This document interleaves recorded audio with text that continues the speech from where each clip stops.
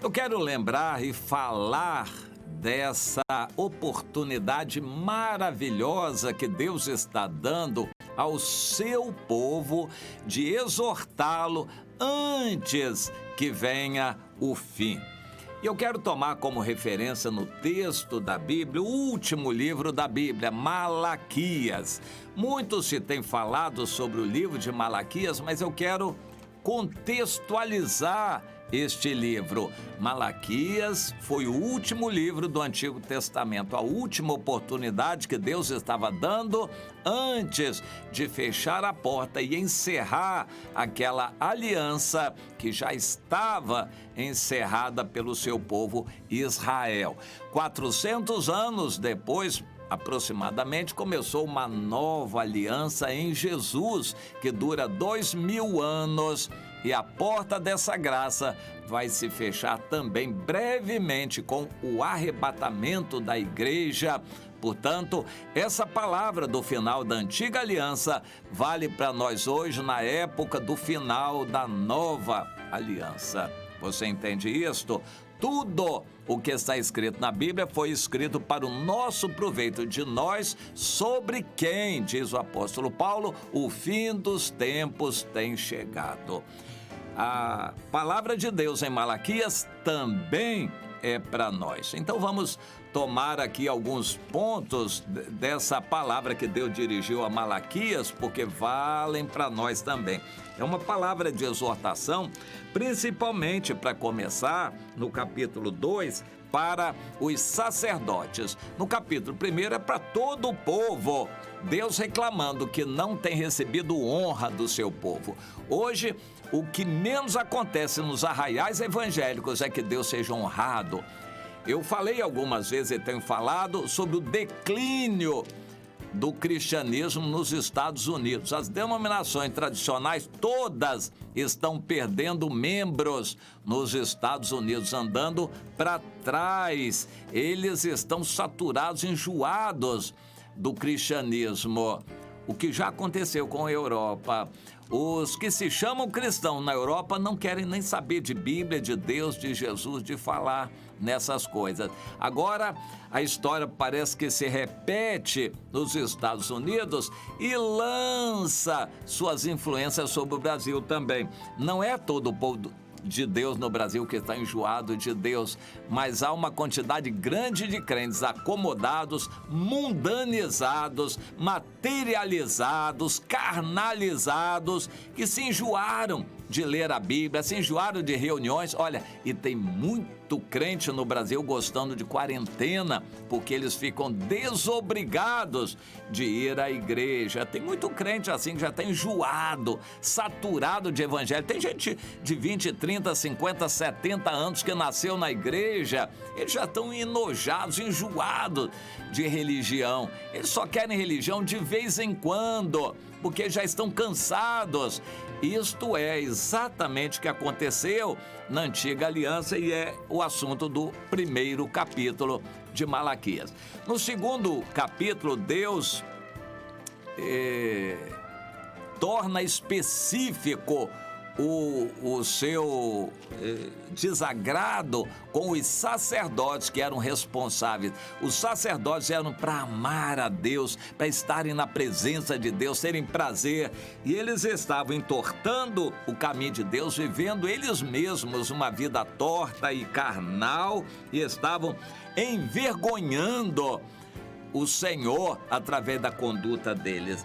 Não é muito diferente do que em nossos dias acontece, os líderes se enriquecendo com o evangelho, vivendo uma vida nababesca, gostando de comida e bebida, de prazeres carnais. É assim que está o mundo evangélico, com os seus líderes que estão amando mais a glória dos homens do que a glória de Deus, estão amando mais as coisas do mundo do que o prazer da palavra de Deus, estão se tornando profissionais da religião, se enriquecendo com a religião, amando a glória. Eles estão a glória humana, eles estão buscando muito mais viralizar na internet, se tornar importantes e famosos do que ver pessoas se rendendo ao Senhor, consagrando sua vida a Deus, e eles mesmos orando e buscando a Deus de coração. Eles estão se especializando em internet, em viralizar e não em orar e agradar a Deus. Aí, mais para o final do capítulo 2, Deus reclama dos líderes que estavam tolerando o povo se separar por completo. Aí Deus diz para eles: cuidai de vós mesmos, ninguém seja infiel para com o seu cônjuge, porque Deus odeia o repúdio, o divórcio. Deus odeia o divórcio. E então, cuidai de vós mesmos e não sejais infiéis. Nós vemos que hoje o divórcio está virando moda nas igrejas evangélicas. Antes era repudiado, realmente. Hoje está virando moda. As pessoas já se casam pensando em descasar depois. E uma grande parte das igrejas está aceitando pessoas sem se casarem, porque elas não têm convicção, vão experimentando, não querem abrir mão do sexo, mas não querem assumir o compromisso e vão levando uma vida de ajuntamento. Isso desperta o aborrecimento de Deus. E quando se casam, eles se casam para se separar depois. Deus odeia o repúdio. E Ele está falando: invista no seu casamento. Nenhum casamento é perfeito, mas a sua felicidade não depende do casamento. Ninguém, para ser feliz, depende do outro. Quantas mulheres estão aborrecidas e chateadas e só reclamando dos maridos? E quantos maridos só reclamando das mulheres?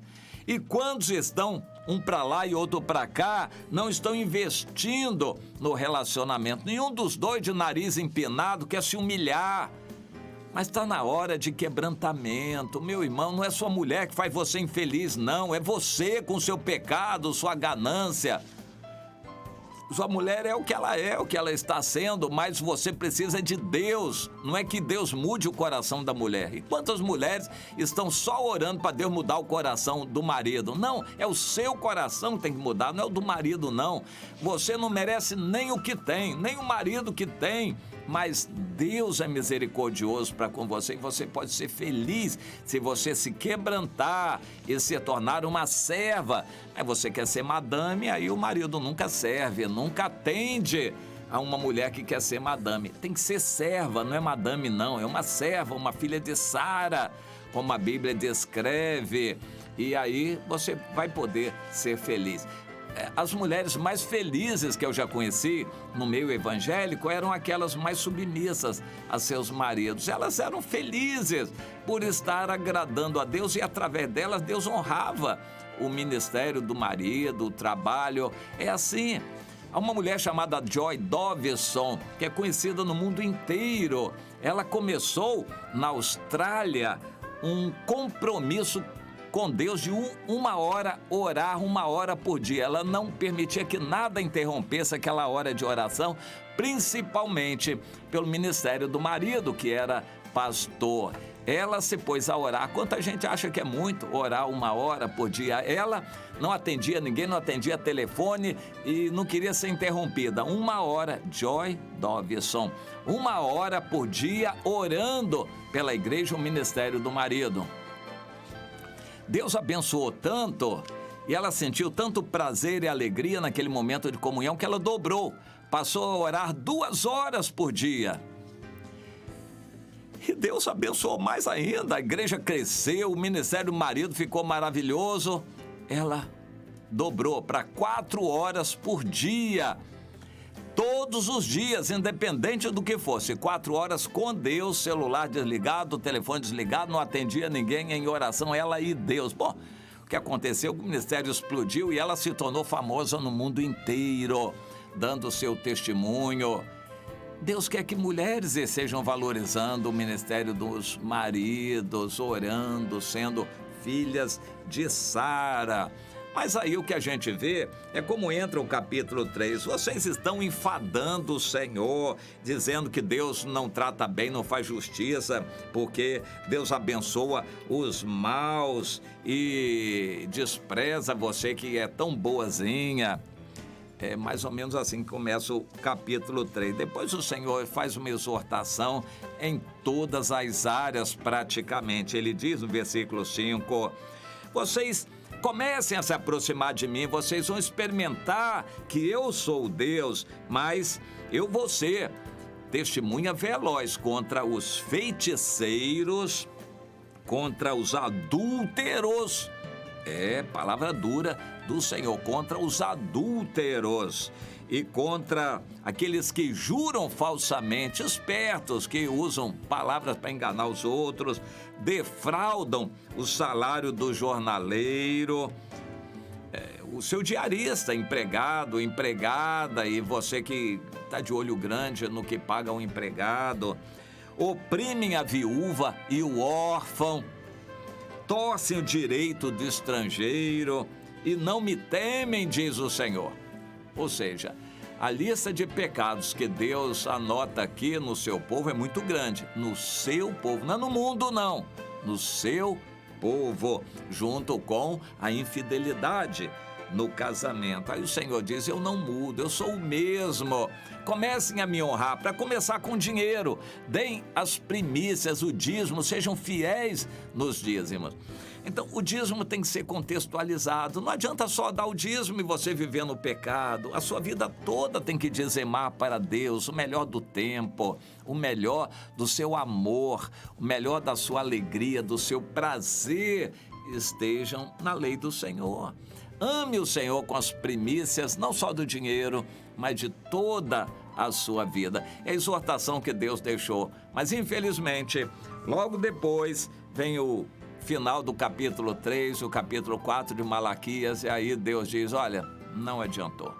Eu vou encerrar essa aliança que vocês já encerraram e acabou. Não vai ter mais oportunidade.